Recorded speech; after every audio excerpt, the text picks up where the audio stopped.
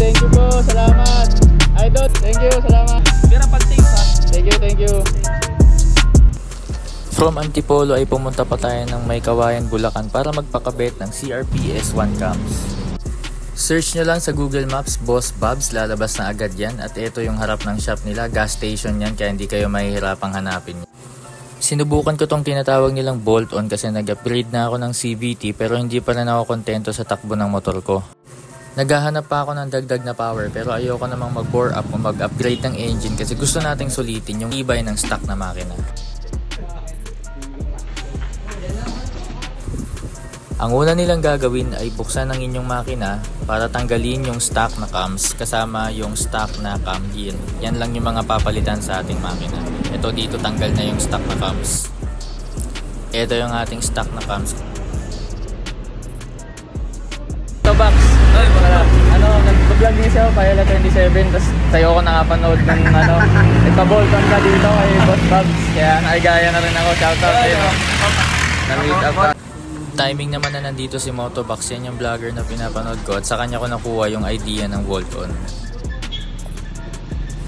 Pagkatapos maisaksak ng cams ay unti-unti nang ibabalik yung mga natanggal na pyesa dyan sa ating makina. Pagkatapos ay may mga adjustments pang gagawin at mismong si Boss Bobs na ang gagawa niyan para sa inyo. Kaya makakasigurado talaga kayong quality yung gawa. Unang pihit pa lang ay bumukas na agad ang ating motor at mukhang wala namang problema sa tunog ng kanyang makina. Kailangan ding itono ang CVT dahil nagpabit tayo ng bagong cams. Kaya nga ito na nga at sinisimulan na ni Boss Bobs ang pagkalikal dito sa ating torque drive. Kasama na din ang pagtutono ng bola at springs at si Boss Bobs mismo ang magtitimpla niyan para sa inyo. Masisigurado talagang ma-reach yung potential ng bagong bolt-on natin na cams. Pagkatapos ito ay tetestingin na yan para ma-check kung tama ba yung ilagay o meron pang kailangang i-adjust. Sa parting to ay mismong si Boss Bobs na nga ang nag-testing. Titingnan niya kung tama ba yan para sa motor natin.